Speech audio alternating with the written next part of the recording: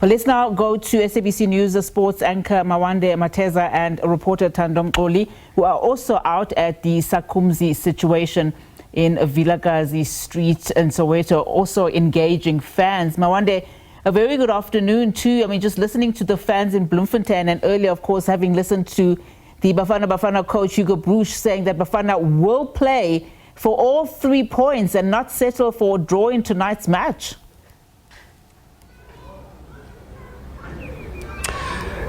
Yes, indeed. Good afternoon, Unati. Well, we are in Soweto's famed Vilakazi Street ahead of tonight's World Cup qualifier between Bafana Bafana and Nigeria's Super Eagles. And it very well could be a historic night, as Bafana could secure qualification for next year's World Cup in the United States, Canada and Mexico with a win tonight. And also if other results in the group go their way as well. Now, for Nigeria, anything but a win will see them eliminated from contention, and they will miss out on consecutive World Cups after missing out on qualification for the 2022 tournament in Qatar as well. And at this point, I'd like to bring in SABC News senior sports reporter and producer Thando Mxoli to talk to me about the game. Thando, firstly, I want to talk to you about the starting lineups that we've seen from Bafana Bafana coach Hugo Broos. He has announced 4 changes to his side.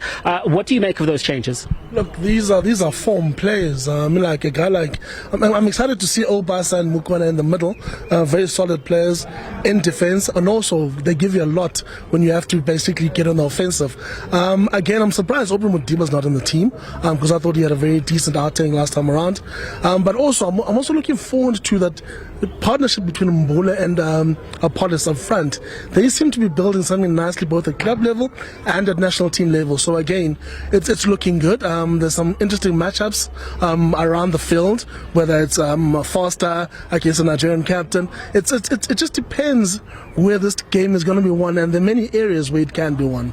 Well, certainly from Friday's match against Lesotho, it did look like Bafana have some attacking cohesion going forward. However, 3 of the 4 changes are in the back line, with Ngezana coming in as well for Moloisane, as well as Kabini coming in for Motiba on the left wing and Mdunyelo at right back. Is that at any point a concern for you? No, it's not. For example, for me, I'm excited to see Ngezane and Bogazi in the middle of the park because they give you that height and they also give you that solidity. They're stable players that they don't mess around at the back, and also the experience that we've seen for a guy like Ngezan, who's gone abroad and come back a better player. That for me is really interesting to see how that pairing is gonna carry us going forward. Look, Ndamane, we're looking good. On the wing backs, basically both right and left, because we've got talent. The one thing Hugo Broos has done without many of us noticing is he's built depth in this team. For example, who would have thought that a week ago a guy like Sibele would not be starting for Bafana Bafana?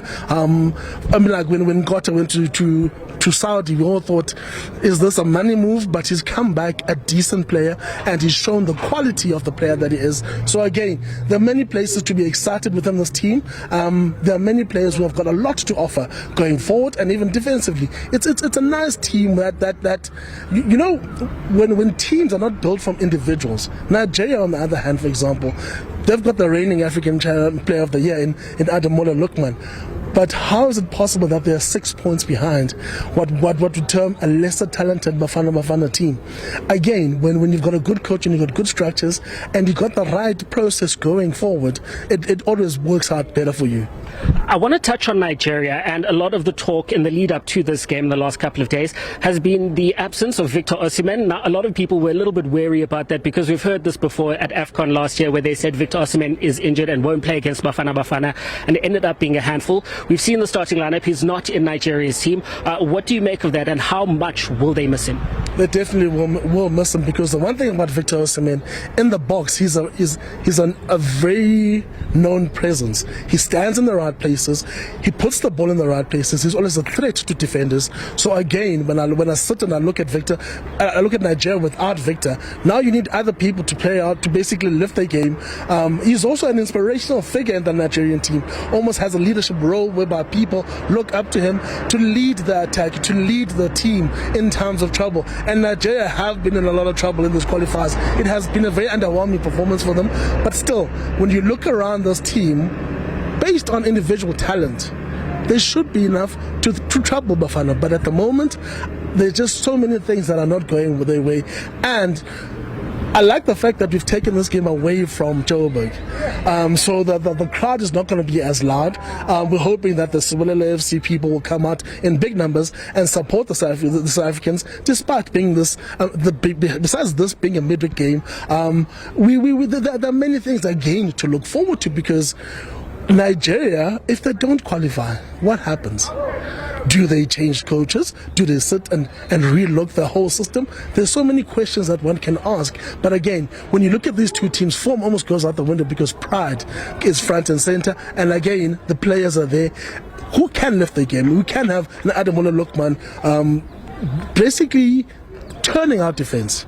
Mbogazi is very good when everyone's is in front of him, but we haven't seen Mbogazi turning and chasing down strikers. So again, we want to see a lot more of that. We want to see Nigeria basically giving up a fight, and basically as fans to see both teams playing at their best and showing the quality that they have on the park in terms of individual talent, and also showing that we will talk about superpowers in African football. Nigeria is one of the superpowers. South Africa is definitely on the way to becoming a superpower. Those are the things, the stories we want to tell when you look at these two nations. Now, the last two matches between these two nations ended up in draws, and some would say that Bafana actually let Nigeria off the hook. What will be the key tonight in making sure that Bafana come out with a positive result and they are clinical on the field? Lyle Foster for me is key. Lyle Foster, just like we said all those great things about Victor Osimhen, Lyle Foster is our Victor Osimhen. Lyle Foster knows where to place himself. His spatial awareness is very good. His link-up play, especially with Apollos, for me is really encouraging, because they seem to have a feel about where to play the ball, which spaces to run into. You know, the one good thing about football is when you watch what players do off the ball in creating opportunities. We're seeing that with a guy like Apollos, who's a threat behind the defense, and a guy like Lyle Foster, who's always looking up and looking for different options. So again, if Lyle Foster is playing at his best, the Nigerian captain is going to be in a bit of trouble, purely because Lyle Foster knows where the goals are. Lyle Foster has that natural striker's instinct, and that is what we're looking for. All right, Thando, thank you very much for your views ahead of tonight's match between Nigeria as well as South Africa. That's happening out at the Free State Stadium in Bloemfontein, and it kicks off in just under 10 minutes' time. Back to you guys in studio. Absolutely, Mawande. In fact, 9 minutes' time is that kickoff, and we're watching it very closely. Mawande, Mateza, and reporter Thando Mxoli there, of course, a senior reporter, just giving us a sense and a taste of what we can expect in that particular match, kicking off at 6 p.m. Tonight. Of course, we spoke also to Kamogelo Sikwi, who is outside of the Free State Stadium in Bloemfontein. Much anticipated, anticipation, of course, as those fans prepare to go in at any moment. Those are live visuals there just ahead of that kickoff. A lot of anticipation and a lot riding on this match, or in this particular match, for Bafana Bafana. In fact, hearing from the fans who are excited, saying that as much as they know how strong Nigeria is, they are hoping that South Africa will take the win. In fact, Bafana Bafana coach Hugo Bruce earlier saying that South Africa will play for all 3 points and will not settle for a draw in tonight's match.